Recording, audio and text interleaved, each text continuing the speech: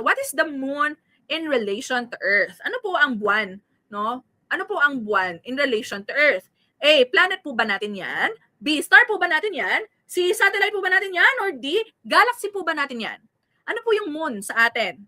A, planet. B, star. C, satellite. Or D, galaxy. So, ang tamang sagot po ay letter C, satellite po natin. So, ang moon, ang nag-iisa pong natural satellite ng Earth. Okay?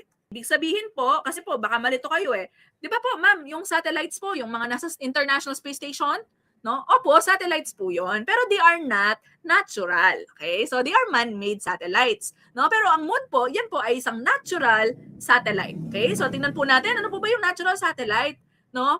So, star muna po. Star, they generate their own light through fusion.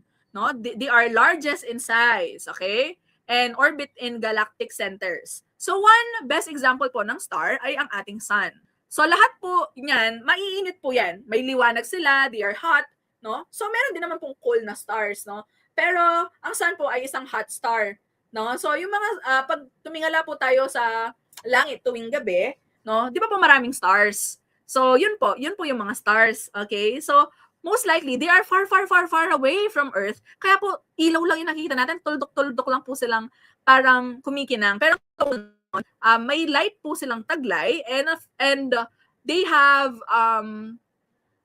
properties po na mainit. Okay? So, ang natural star po natin talaga na pinakamalapit sa atin ay ang sun. Next one po is planet. Planet naman po, ito yung mga 8 planets of the solar system. No, ito naman po, planets, well, meron naman po tayong planets pa outside solar system. They could be called as exoplanets. No, exoplanets. Outside na to, outside solar system. Okay? Pero kapag nandito lang po sa atin sa loob ng solar system, syempre, planets po yung sagot. Planets po ang tawag. Okay? So, they just reflect light. Wala pong natural light ang mga planeta. They just reflect light from the sun, which is our star, or which is the nearest star to the Earth. And they orbit the stars, no? Umiikot po tayo sa mga stars. No? So, halimbawa, ang Earth, umiikot po tayo sa sun. No? And they can have atmospheres suitable for life. So, isa pong best planet, of course, that could sustain life ay kung nasaan po tayong planeta. And that is Earth. Okay po?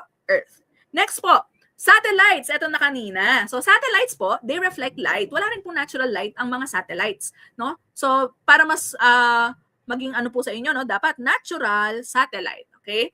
So, they are small, no? Mostly rock or icy. Like, for instance po, ang moon, di ba? Kakagaling lang po doon ng ating crew, ng mga astronauts during the Artemis 2.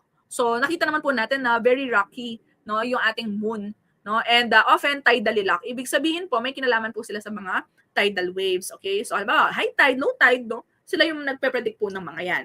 Yung natural satellite po natin ay moon.